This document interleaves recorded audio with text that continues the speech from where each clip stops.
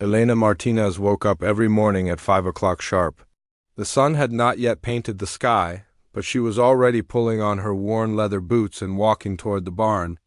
Her footsteps made soft sounds on the dusty ground. The air was cool and clean, carrying the scent of desert sage and the distant promise of another hot day. She had been doing this same routine for 8 long years. 8 years since her husband Carlos died in that terrible accident with his horse. 8 years of running the ranch alone, with only the cattle and the endless Arizona sky for company. Some days she barely spoke a word out loud.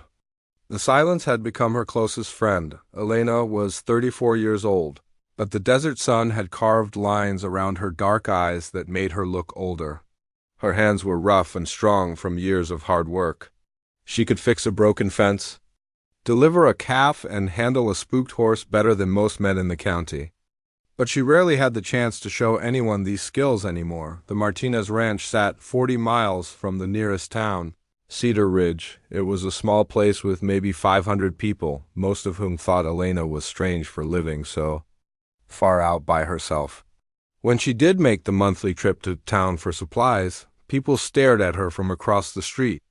They whispered behind their hands about the hermit woman who lived in the desert like some kind of ghost. Elena did not care what they said. She had learned to live without their approval. After Carlos died, some of the local men had come around, offering to help her sell the ranch. They said a woman could not handle such a big place alone. They said she should move to town, find a job at the diner or the grocery store, live like a normal woman. But Elena was not interested in being normal. The ranch was all she had left of Carlos. It was where they had planned to raise their children, where they had dreamed of growing old together. Every fence post, every water tank, every mile of rocky pasture held their memories. She would rather die than give it up. The ranch covered 3,000 acres of rough desert land. It was not the best land for cattle, but it was beautiful in its own harsh way. Red rock formations rose like ancient castles from the desert floor. Dry creek beds cut through the landscape like old scars. In the distance, purple mountains stood guard against the endless sky. Elena kept about 200 head of cattle. It was not enough to make her rich, but it was enough to pay the bills and keep food on her table. The work was hard and never-ending. In the summer, she fought the heat and the constant search for water. In the winter, she battled cold winds and the occasional snow that could trap cattle in the high country. Her closest neighbor lived 15 miles away. She saw him maybe twice a year, usually when one of his cows wandered onto her land. They would nod politely to each other, exchange a few words about the weather, and go their separate ways. Elena preferred it that way. She had learned that people brought complications, and she had enough complications in her life already. The ranch house was small but sturdy. Carlos had built it himself from local stone and weathered wood.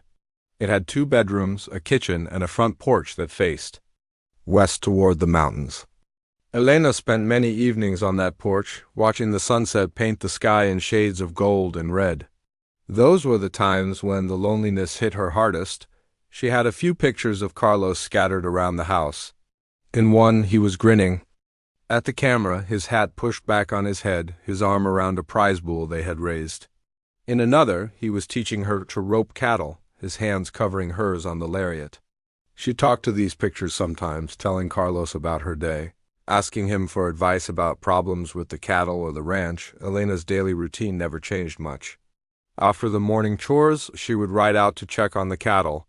Her horse, a sturdy Mare named Luna, knew every inch of the ranch as well as Elena did. They would spend hours moving across the desert, checking water sources, looking for sick or injured animals, making sure the fences were holding up. In the afternoon, she would return to the house for lunch and a short rest. Then it was back to work, repairing whatever needed fixing, planning for the next day's chores. Evening brought more chores, feeding the horses, checking the equipment, making sure everything was secure for the night. The people in Cedar Ridge had their own ideas about Elena Martinez. They said she was crazy for living out there alone. They said she was proud and unfriendly.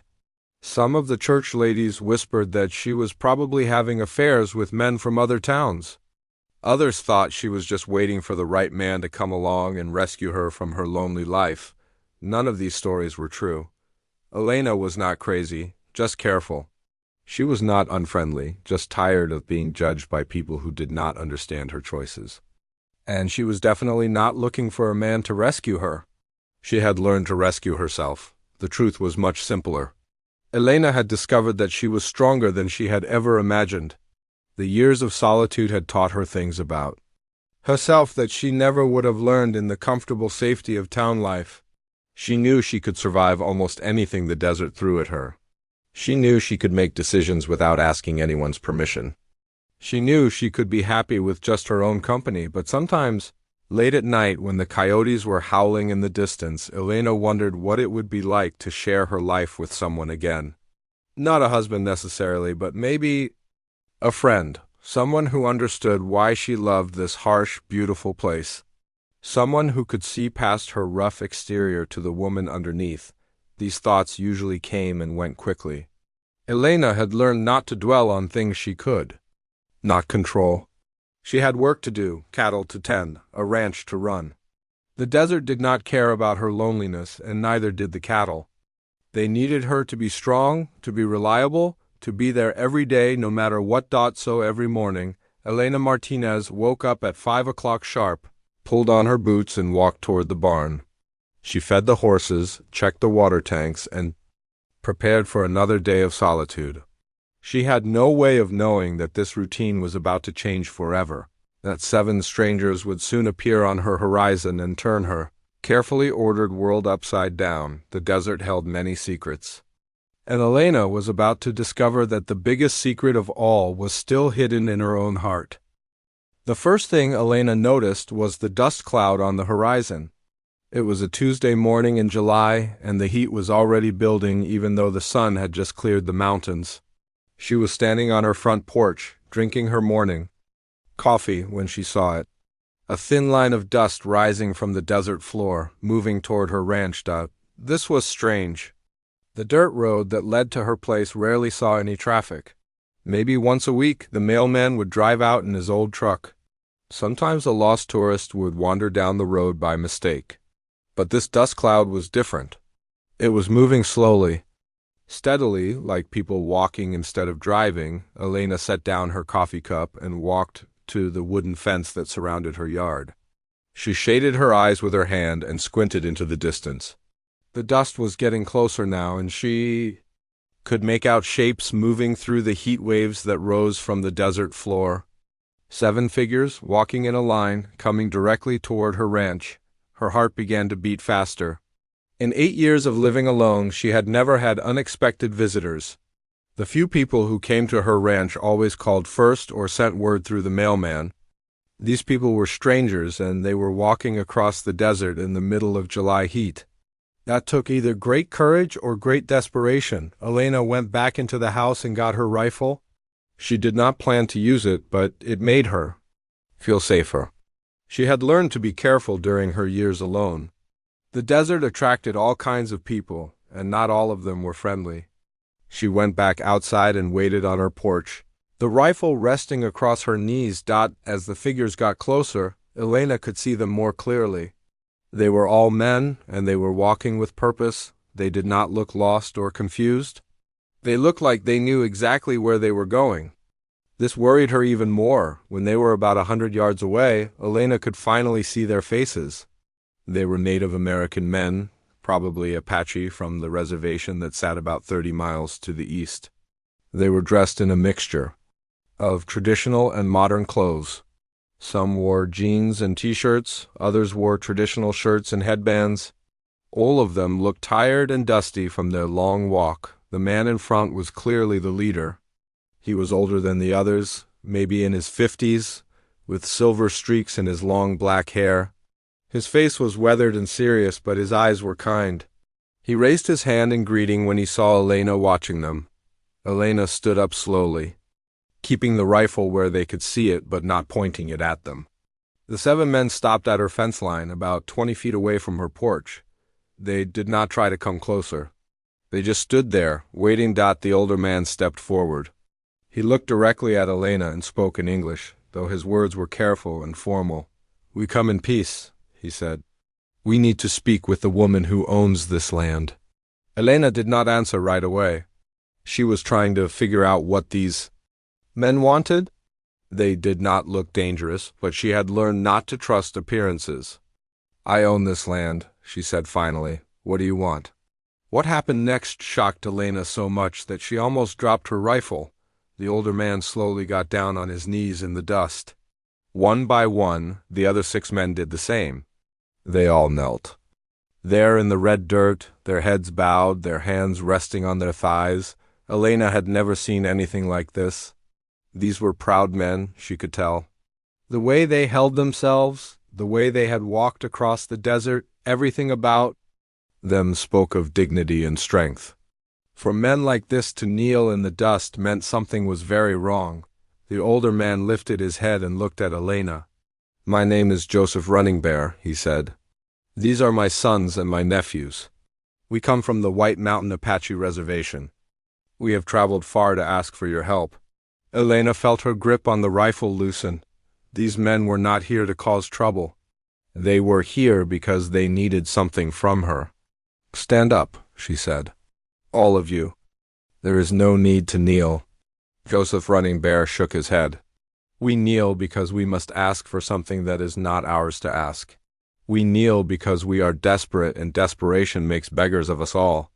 Elena set her rifle aside and walked closer to the fence. "What do you need?" she asked.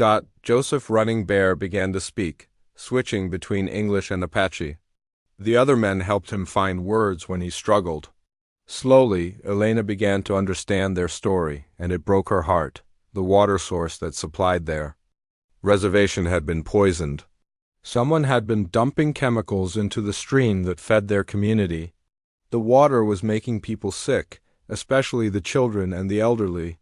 Several people had already died.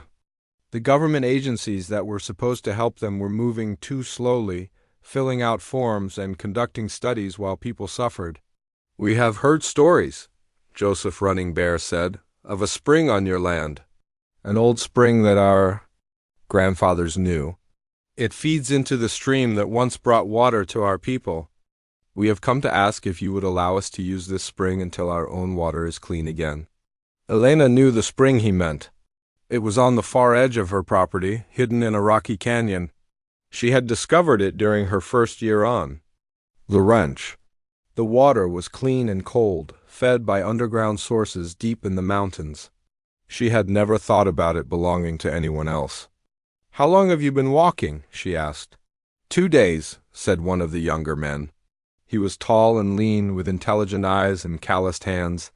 "We left before dawn on Sunday morning." Elena looked at their faces. They were tired and thirsty, but they were also hopeful. They believed she would help them, even though they had never met her before.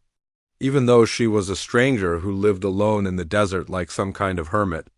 "You walked 2 days across the desert to ask me for water?" She said. "Our children are dying," Joseph Running Bear said simply. "We would walk much farther than that." Elena felt something crack inside her chest. She had spent 8 years building walls around her heart, protecting herself from other people's problems. But she could not protect herself from this. These men had humbled themselves before her, had walked across the desert in the blazing heat, all for their families. All for their children. "The spring is yours," she said, "as long as you need it." The relief on their faces was immediate and overwhelming. Several of the men closed their eyes and whispered what sounded like prayers. Joseph Running Bear stood up slowly, and the others followed. "We will pay you," he said. "We do not take charity," Elena shook her head. "The water is free. It always has been. I will not take money for something that belongs to the earth." Joseph Running Bear studied her face for a long moment. "You are not what we expected," he said finally. "What did you expect?" Elena asked. "Someone who would say no," he said. "Someone who would send us away." Elena looked at the 7 men standing at her fence. They were strangers, but they were also neighbors. They were people in trouble, and she had the power to help them. It was really that simple. "Come," she said, opening the gate. Let me show you the spring. And then we need to get you some food and water. You look like you have not eaten in days. As the 7 men walked through her gate and onto her land, Elena felt something she had not felt in years. She felt useful. She felt needed. She felt connected to something larger than her own small, careful world. She had no idea that this moment would change everything. She had no idea that one of these men would soon capture her heart and turn her lonely life into something beautiful and full of love. Elena led the 7 men across her ranch toward the hidden spring.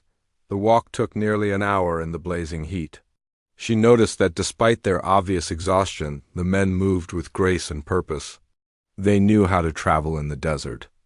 They knew how to conserve their energy and water. The youngest of the group walked slightly apart from the others. Elena guessed he was about 30 years old. He had strong shoulders and gentle hands, and he kept looking around at her land with appreciation. While the others focused on the path ahead, he seemed to be studying everything, the way the cattle moved, the condition of the fences, the health of the sparse desert grass. "What is your name?" Elena asked him as they walked. "Ayana," he said. "It means eternal blossom in our language." Elena smiled. "That is a beautiful name." Ayana nodded toward her cattle. "You have good animals. They look healthy for desert cattle." Elena felt a small burst of pride. No one had complimented her ranch work in years. "Thank you. It is not easy keeping them healthy out here." "My grandfather taught me about cattle," Ayana said. "He learned from his grandfather, who learned from the old cowboys who worked this land long ago." "There are ways to make the desert work for you instead of against you." Elena was interested. She had been struggling with some of her pastures, areas where the grass was thin and the cattle had to work too hard for food. "What kind of ways?" Ayana pointed to a section of her land where the cattle were clustered around a small depression. "That low area there. In the old days, our people would build small dams to catch the rainwater. The water would soak into the ground slowly, making the grass grow better. The cattle would have better food, and you would need less hay in the dry season." Elena looked where he was pointing. She had never thought of that area as anything special, but now she could see what he meant. It was a natural place for water to collect.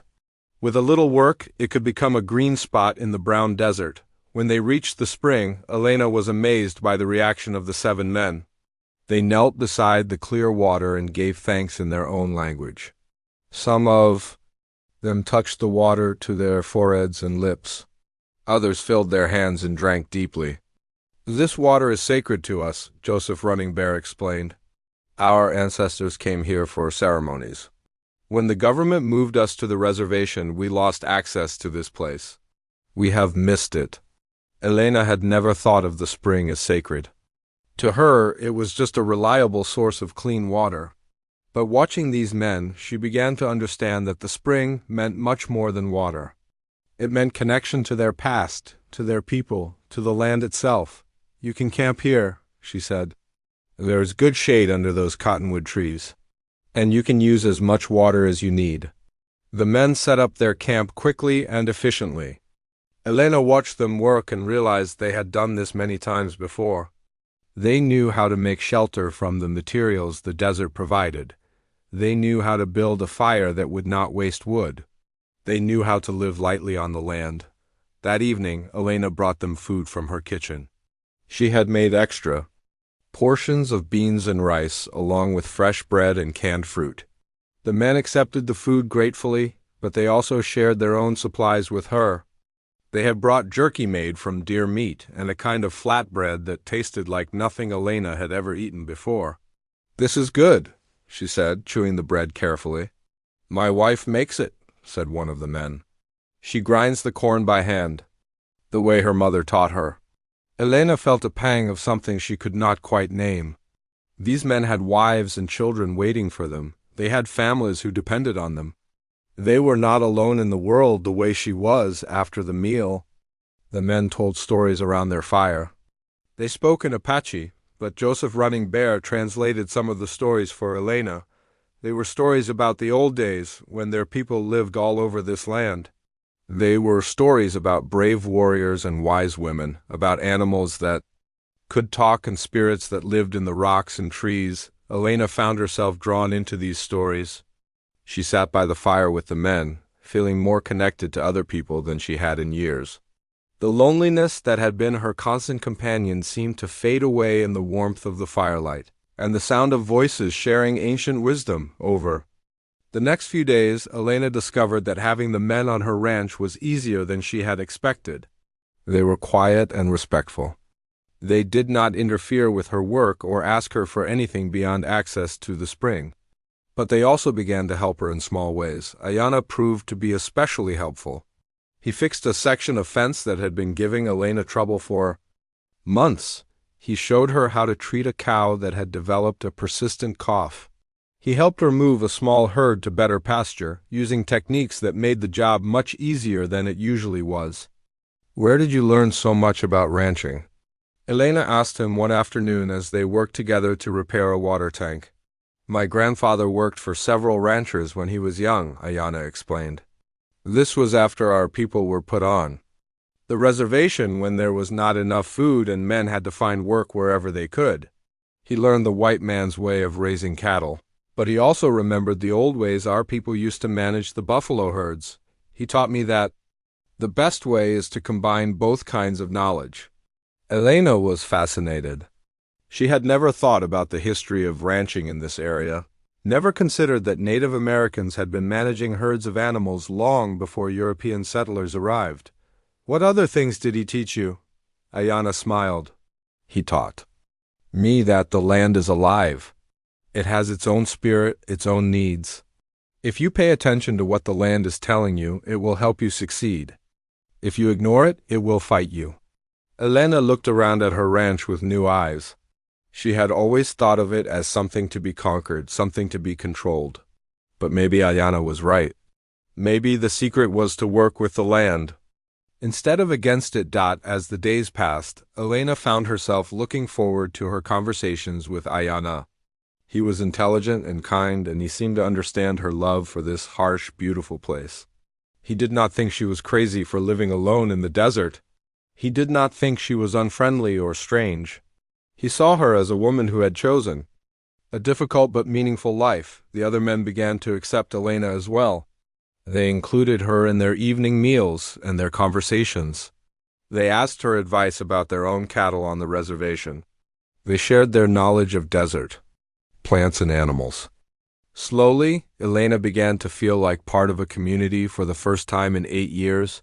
But even as she enjoyed this new sense of belonging, Elena was aware that the arrangement was temporary. The men would eventually return to their families on the reservation. The spring would be quiet again. She would go back to her solitary life, her careful routine. Her protected heart, she tried not to think about how empty the ranch would feel when they were gone. She tried not to think about how much she would miss Ayana's gentle presence and quiet wisdom. She tried not to think about the way her heart had begun to open, like a flower that had been closed for too long, suddenly remembering how to bloom. But late at night, when the men were asleep by the spring and Elena was alone in her house, she could not stop thinking about these things. She could not stop wondering if maybe, just maybe, her life was about to change in ways she had never dared to imagine. The desert wind whispered through the cottonwood trees, carrying the scent of sage and the sound of distant voices. Elena lay in her bed and listened, feeling for the first time in years that she was not entirely alone in the world. It was a dangerous feeling, she knew, but it was also wonderful. 3 weeks had passed since the 7 men arrived at Elena's ranch. What had started as a temporary arrangement was beginning to feel like something permanent. Elena found herself planning her days around the times when she would see Ayana. She looked forward to their conversations by the spring, where they would talk about everything from cattle, management to the history of the land. Ayana had begun teaching Elena words in Apache.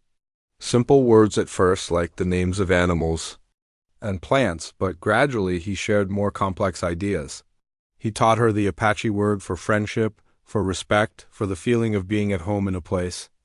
Elena discovered that the Apache language had many words for concepts that English could not express in single terms. In our language, Ayana explained one evening as they sat by the spring, we have different words for different kinds of love. The love for family, the love for land, the love between a man and woman. English just has one word for all of these different feelings. Elena felt her heart beat faster. Was Ayana trying to tell her something? She had been feeling something growing between them, something that went beyond friendship or simple attraction. But she was afraid to name it, afraid to hope for something that might not be possible. What is the word for love between a man and woman? She asked quietly. Ayana looked at her for a long moment. The word is Aon Shni, he said. It means I love you very much in a way that is deep and lasting. Elena felt tears forming in her eyes. No one had spoken words of love to her since Carlos died. She had almost forgotten what it felt like to be cherished by someone. Why are you telling me this? She whispered. Because I want you to know that what I feel for you has a name, Ayana said. Even if we cannot act on it, it has a name and it is real. Elena reached out and took his hand. His skin was warm and calloused from work, but his touch was gentle. I feel it too, she said. I have been trying not to feel it, but I do. They sat in silence for a while, holding hands by the sacred spring. Elena felt as though she was standing at the edge of a cliff, looking down into an unknown future. Part of her wanted to jump, to trust that love would catch her, but another part of her was terrified of the fall. There are complications, Ayana said finally. My people, your people, they will not understand. Elena knew he was right. She had already noticed some of the older men in the group watching her and Ayana with concern. They spoke in low voices among themselves, glancing in their direction. She could guess what they were discussing. What do they say about us? She asked. They worry, Ayana said. Some of them think I am forgetting my responsibilities to my people. Others think you are just being kind to us and that I am misunderstanding your kindness for something else. Elena felt a flash of anger. Do they think I am playing games with your feelings? No, Ayana said quickly. They think you are a good woman, but they also think that love between our peoples brings pain. They have seen it before. They know the history. Elena understood. She had heard stories about the conflicts between settlers and Native Americans, about the prejudice and violence that had marked the relationship between their peoples for generations. Even now, she knew that many people in Cedar Ridge looked down on Native Americans, and she was sure that many Native Americans had good reasons to distrust white people. My uncle thinks I should return to the reservation, Ayana said. He says, there are good Apache women there who would make me a suitable wife. Women who understand our ways, who could raise our children in the old traditions. Elena felt her heart sink. She had been foolish to think that their love could overcome such deep cultural differences. Maybe he is right, she said, though the words felt like knives in her throat. Maybe, Ayana said. But my heart does not care about what is suitable.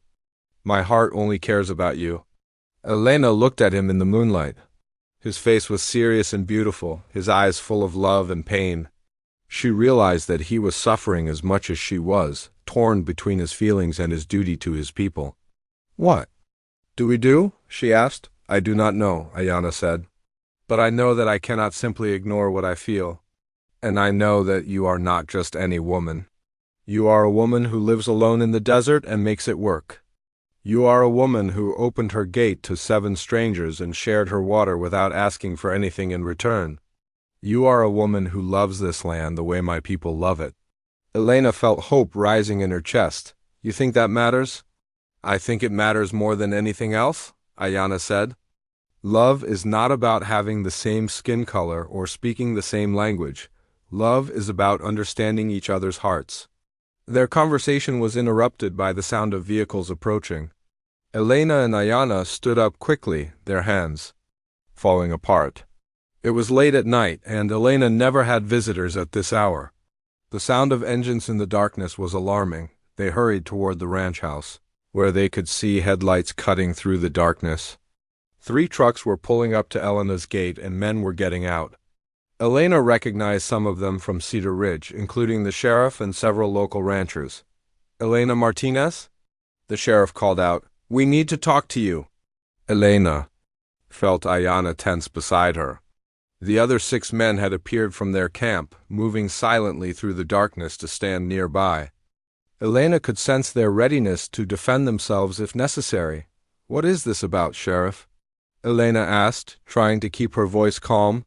We have had reports of illegal camping on your property, the sheriff said. People in town are concerned about the safety of a woman living alone with a group of strange men. Elena felt anger rising in her chest. These men are my guests. They are not camping illegally, and they are not strange. They are good people who needed help. One of the ranchers stepped forward. Elena recognized him as Tom Bradley, a man who owned a large spread closer to town. Elena, you do not know these people. They could be dangerous. You should not be out here alone with them. I have been living alone for 8 years, Elena said firmly. I can take care of myself. And these men have been nothing but helpful and respectful since they arrived.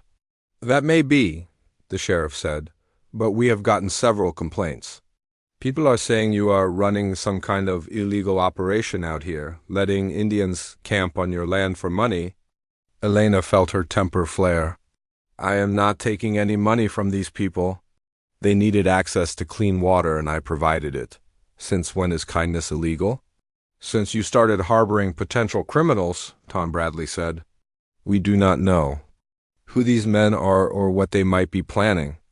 Elena looked at the faces of the men from town, lit by the headlights of their trucks. She saw fear and prejudice in their eyes. She saw the same attitude that had made her ancestors' life difficult when they first came to this country as immigrants. She saw the same hatred that had driven Native Americans from their lands and onto reservations. You want to know who these men are? Elena said, her voice rising. They are fathers and husbands whose families are drinking poisoned water. They are human beings who walked 2 days across the desert to ask for help. They are better men than any of you because they would never drive out to someone's property in the middle of the night to make threats. The sheriff raised his hand. No one is making threats, Elena. We are just concerned about your safety. My safety was never at risk until you showed up, Elena said. These men have been nothing but kind to me. They have helped me with my ranch work, shared their food with me, and treated me with more respect than I have received from anyone in years. Elena felt Ayana move closer to her, and she realized that this was the moment of truth. She could send the men away, give in to the pressure from town, and return to her safe, lonely life. Or she could stand up for what she believed in, even if it meant facing the consequences. These men are welcome on my property for as long as they need to be here, Elena said loudly. This is my land, and I will decide who stays and who goes. If you have a problem with that, you can take it up with the courts. The sheriff and the ranchers looked at each other uncertainly. They had expected Elena to be grateful for their intervention, not defiant. You are making a mistake, Tom Bradley sighed. People in town are not going to stand for this. Then people in town are going to have to learn to mind their own business, Elena said. Now get off my property before I call the state police and report you for trespassing. The men from town climbed back into their trucks, grumbling among themselves. As they drove away, Elena felt Ayana's hand slip into hers. She squeezed it tightly, knowing that she had just chosen love over fear, acceptance over prejudice. You did not have to do that, Ayana said softly. You could have sent us away to avoid trouble. I could have, Elena said. But then I would have lost the best thing that has happened to me in 8 years. I would have lost you. Ayana turned to face her, his eyes bright with emotion. Elena Martinez, he said, I think I am falling in love with you. Elena felt her heart soar. I think I fell in love with you weeks ago, she said. I was just too scared to admit it. As they kissed under the desert stars, Elena knew that her life would never be the same. She had chosen love over safety, and there would be challenges ahead. But for the first time in 8 years, she felt truly alive. The next morning, Elena woke up feeling different. She had slept better than she had in months, despite the confrontation with the men from town. For the first time in years, she felt like she was not facing the world alone.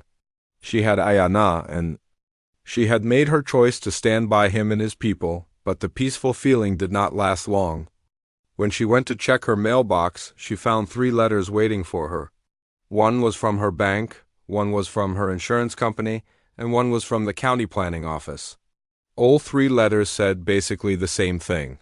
People had complained about her activities, and various agencies were going to investigate her property. Elena sat on her porch steps and read the letters again.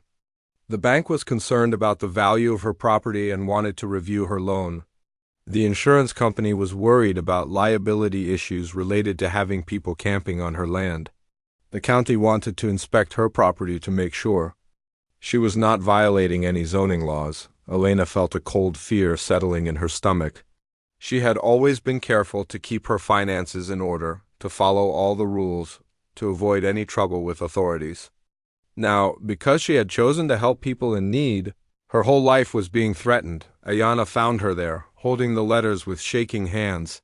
He sat down beside her on the steps and waited for her to speak. "They are trying to destroy me," Elena said finally. "The people in town, they cannot force you to leave, so they are going after me instead." Ayana read the letters carefully. His face grew dark with anger. "This is not right," he said. "You have done nothing wrong." "It does not matter," Elena said. "If they can prove that I am violating any rules, they can take my ranch away. I could lose everything my husband and I worked for." Elena felt tears starting to fall. She had been so brave the night before, standing up to the sheriff and the ranchers. But now, in the cold light of day, she was scared. She had risked everything for love, and she might lose it all. "Maybe you should send us away," Ayana said quietly. "Maybe it is not worth the risk." Elena looked at him, this man who had brought light back into her dark world. "Do you want to go?" "No," Ayana said, "but I do not want to be the reason you lose your home." Elena stood up and walked to the edge of her porch. She looked out at her land, at the cattle grazing in the distance, at the mountains that had watched over her for 8 years. This place was her heart, her soul, her identity, but it was also just land and buildings. The love she felt for Ayana was something much more precious. "I am not sending you away," she said. "We will find another way." That afternoon, Elena drove to town to meet with her banker. She had dressed carefully, putting on her best clothes and trying to look as respectable as possible. But when she walked into the bank, she could feel people staring at her. Word had spread about her confrontation with the sheriff, and the whole town seemed to know about the Apache men living on her ranch. The banker, a thin man named Mr. Peterson, was polite but cold. He explained that the bank had received complaints about her property being used for illegal activities. He said they needed to reassess the risk of her loan. "What illegal activities?" Elena asked. "I have done nothing illegal." "You are allowing people to camp on your property without proper permits," Mr. Peterson said. "You may be running an unlicensed campground or some other commercial operation." Elena felt her anger rising. "I am not running any business. I am helping people who need clean water because their water source has been poisoned." "Since when is helping people illegal?" "Since you started doing it without following proper procedures," Mr. Peterson said. "There are rules about these things, Mrs. Martinez. You cannot just ignore them because you think you are doing good." Elena left the bank feeling defeated. She drove to the grocery store to buy supplies, and she could feel people watching her everywhere she went. Some people whispered behind their hands. Others stared openly. A few people she had known for years crossed the street to avoid her. At the grocery store, she ran into Mrs. Henderson, an elderly woman who had always been kind to her. Elena hoped for at least one friendly face, but Mrs. Henderson looked uncomfortable. "Elena, dear," Mrs. Henderson said, "I hope you know what you are doing. People are saying you have gotten involved with dangerous men." "They are not dangerous," Elena said. "They are good people who need help. I am sure they seem nice," Mrs. Henderson said.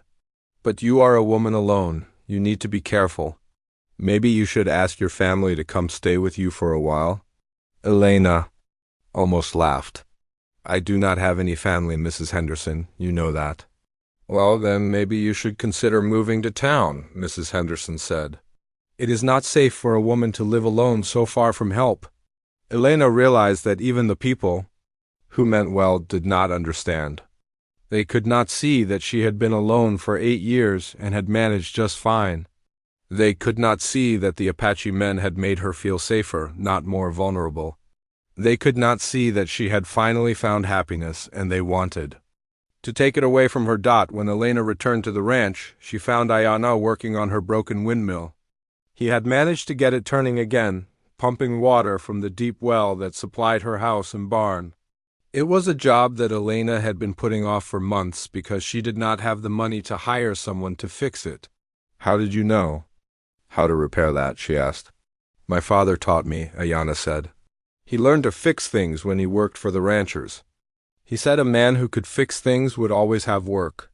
Elena felt a surge of gratitude and love. While she had been in town being treated like a criminal, Ayana had been here making her life better. He had not asked for payment or thanks. He had simply seen something that needed fixing and had fixed it. That evening, Joseph Running Bear asked to speak with Elena privately.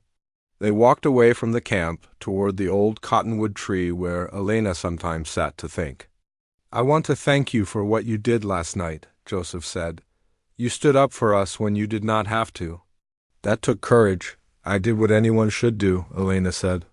I defended my friends. Not anyone would do that, Joseph said. Most people would have sent us away to avoid trouble. You chose to face the trouble instead. Elena looked at the older man's weathered face. Are you disappointed in Ayana for falling in love with me? Joseph was quiet for a long moment. I am worried, he said finally. Not because you are white, but because love between people from different worlds is difficult. There will be people on both sides who do not understand. I know, Elena said.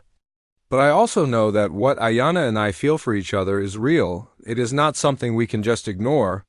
No, Joseph agreed. Real love is not something you can ignore. But it is also not something you can live on alone. Love needs support, from family and community to grow strong. Elena felt tears forming in her eyes. Are you saying that your family will not accept me? I'm saying that we need to find a way to make this work, Joseph said. Ayana is like a son to me. I want him to be happy, and I can see that you make him happy, so we must find a way. The next few days brought more challenges. Elena received visits from various government officials, all asking questions about her land use, her water rights, and her activities. She had to hire a lawyer, a kind woman named Sarah Chun, who specialized in land use issues. Sarah explained that Elena was caught in a complicated web of regulations and prejudice. Legally, you have the right to allow people to camp on your property, Sarah said. But your neighbors are using every possible rule and regulation to make trouble for you. They are hoping to wear you down until you give up. I am not giving up, Elena said. But I am worried about my mortgage and my insurance. If I lose those, I could lose everything. We will fight it, Sarah said. But it is going to take time and money. Are you sure you want to go through this? Elena looked out the window of Sarah's office, toward the desert where her ranch waited. She thought about Ayana, about the way he smiled when he saw her, about the way he held her hand when they walked together in the evenings. She thought about the other men, about how they had become like family to her. She thought about the sacred spring, about the way the Apache men had knelt in gratitude beside its clear water. Yes, she said, I am sure the legal battle took months. Elena had to appear in court several times, answering questions about her activities and her motivations. The people from town testified that she was running an illegal operation, that she was endangering the community, that she was not fit to own property in their area, but Elena also had supporters. Her lawyer brought in experts who testified about the water contamination on the reservation. A doctor testified about the health problems the contaminated water was causing. An environmental scientist testified about the importance of protecting clean water sources. Most importantly, the Apache men themselves testified. They spoke with dignity and eloquence about their desperate situation, about Elena's kindness, about the way she had opened her heart and her land to strangers in need. Ayana's testimony was the most powerful.